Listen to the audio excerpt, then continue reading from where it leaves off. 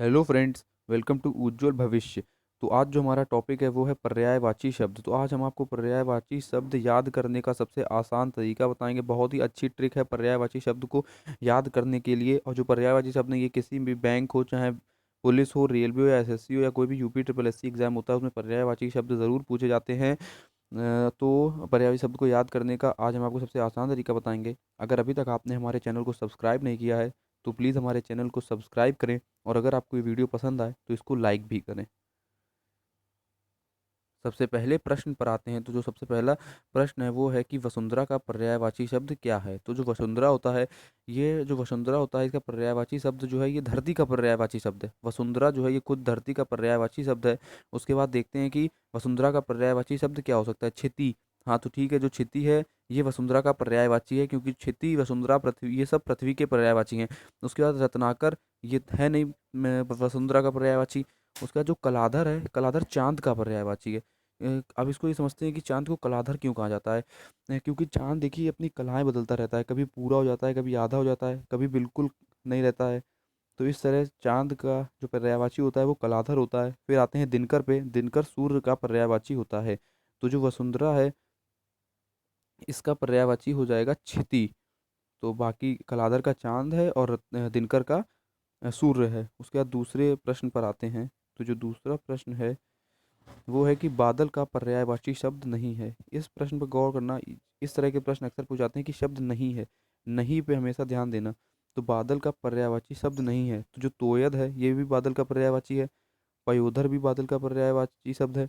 नीरद भी बादल का पर्यायवाची शब्द है। लेकिन जो ये तोयदी है, तोयदी बादल का पर्यायवाची शब्द नहीं है। तो जो सेकंड का सही आंसर हो जाएगा वो हो जाएगा डी। बादल का पर्यायवाची शब्द तोयदी नहीं है और वसुंधरा का पर्यायवाची शब्द क्षिति है। तो ये दोनों याद रखिएगा। उसके बाद आते हैं तीसरे प्रश्न पर।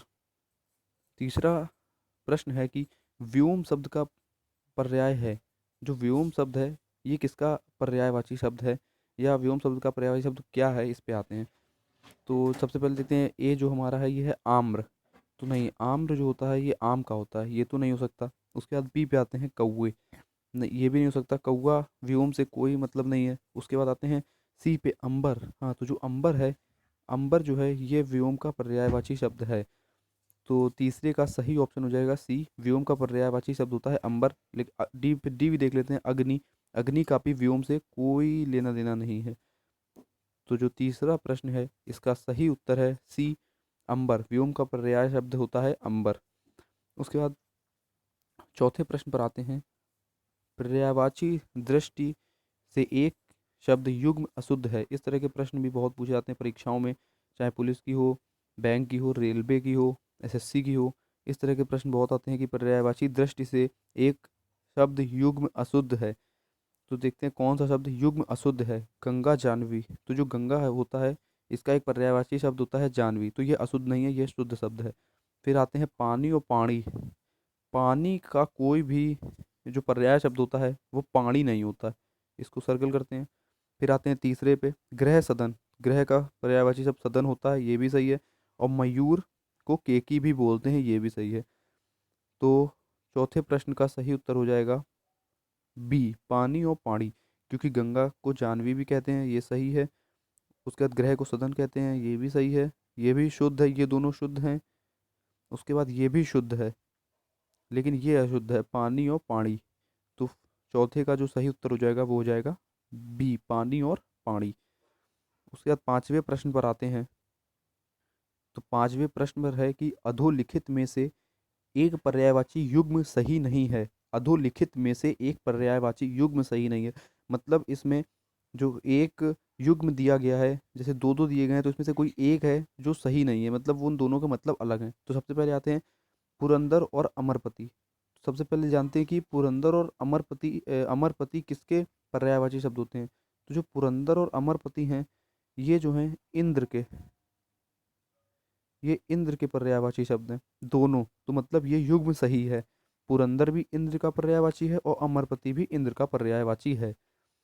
उसके बाद दूसरे पे आते हैं। तो जो दूसरा है यह है सरोवर और पुष्कर। सरोवर और पुष्कर। तो जो सरोवर और पुष्कर है ये जो हैं ये तालाब के पर्यायवाची शब्द हैं दोनों। सरोवर भी और पुष्कर भी। तो सरोवर भी तालाब का है और पुष्कर भी तालाब का है, मतलब ये भी पर्यायवाची युग्म सही है। उसके बाद आते हैं तीसरे पे, जलधि और अम्बुद। तो ये मुझे लग रहा है जहाँ तक गलत है, क्योंकि जो जलधि है, जलधि जो है ये सागर का पर्यायवाची शब्द है, और जो अम्बुद है ये बादल का पर्यायवाची शब्द है, बादल का। तो ये यहाँ पे हो गया है गलत, ये युग्म सही नहीं है, क्योंकि जलधि सागर का पर्यायवाची शब्द है और अम्बुद जो है बादल का पर्यायवाची शब्द है। तो जलधि और अम्बुद, ये यही इसका सही आंसर हो जाएगा सी, क्योंकि ये युग्म सही नहीं है।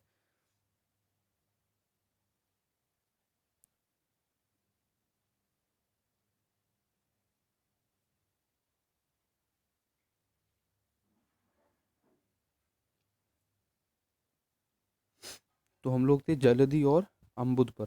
तो जलधि और अम्बुद जो है, जलधि सागर का पर्यायवाची शब्द है और अम्बुद बादल का पर्यायवाची शब्द है। तो जो अधोलिखित में से पर्यायवाची युग्म सही नहीं है, ये जलधि और अम्बुद है, क्योंकि जो फली और उरंग है ये सांप का पर्यायवाची शब्द होता है, सांप का। फली और उरंग दोनों। तो पुरंदर और अमरपति हो गया है आपका इंद्र का, सरोवर पुष्कर हो गया है तालाब का, फणी उरंग हो गया है सांप का, लेकिन जलधि और अम्बुद जो है ये एक सागर का है और एक बादल का है। तो जो फिफ्थ का सही आंसर हो जाएगा ये हो जाएगा ऑप्शन सी। उसके बाद आते हैं क्वेश्चन 6 पर।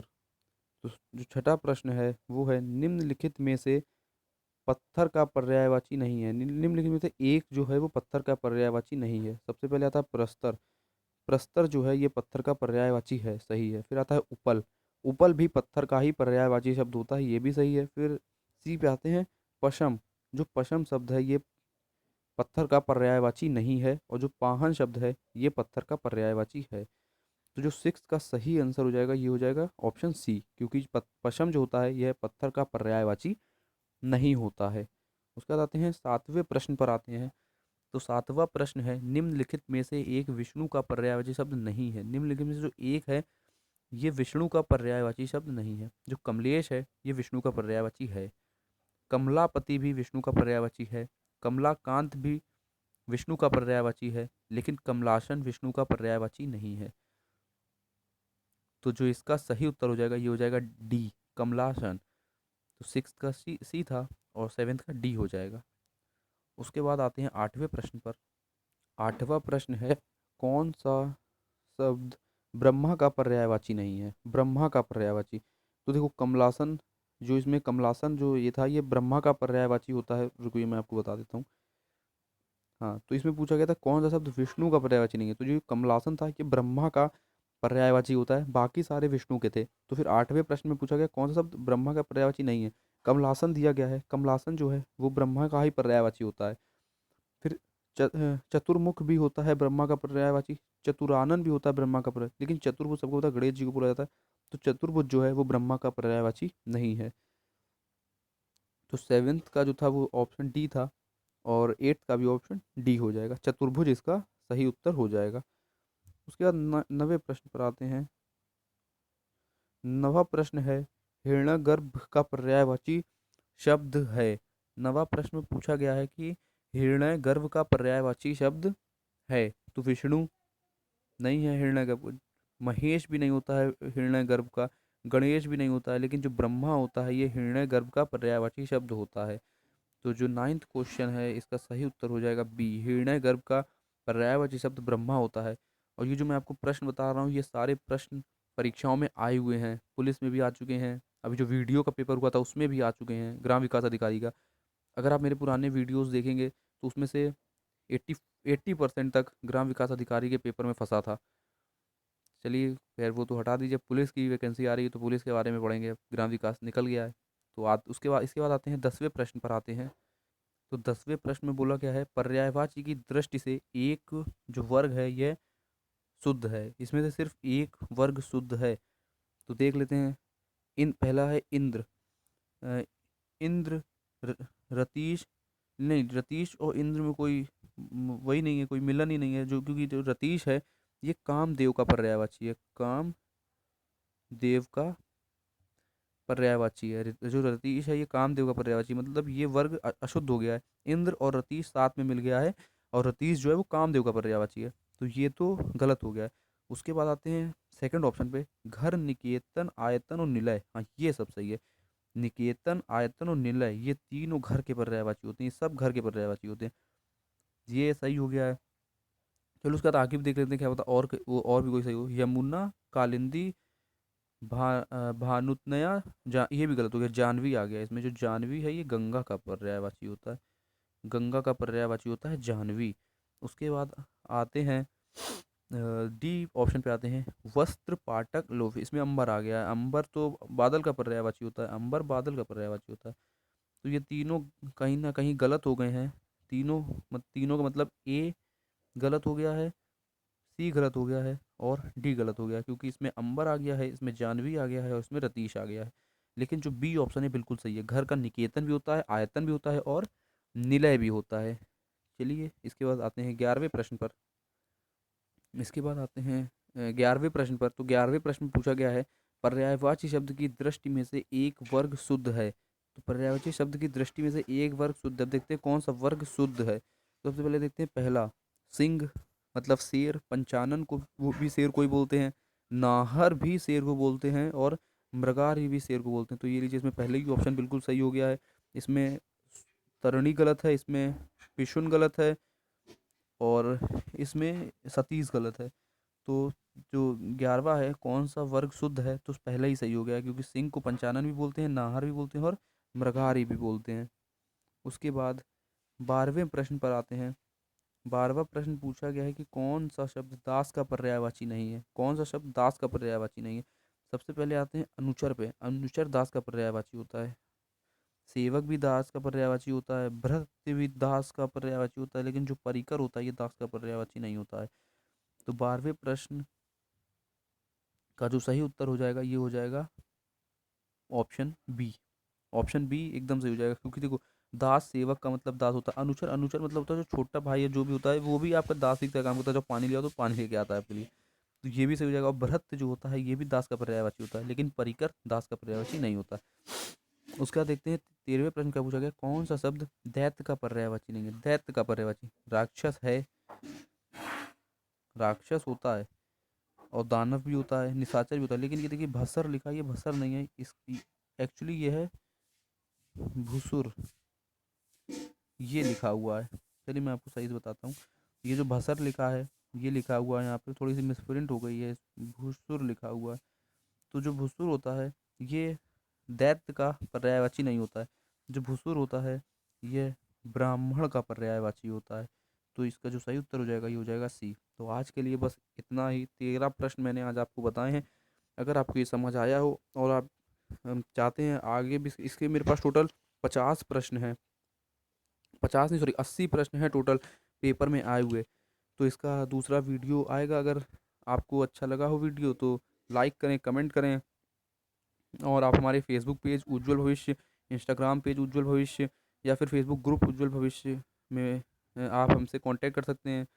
और अगर आपको इसकी पीडीएफ चाहिए हो तो आप हमें बता दें, हम आपको इसकी पीडीएफ भेज देंगे। व्हाट्सएप नंबर मैं आपको लिंक में प्रोवाइड कर दूंगा, इसका जो नीचे डिटेल्स दूंगा उसमें व्हाट्सएप नंबर प्रोवाइड कर दूंगा।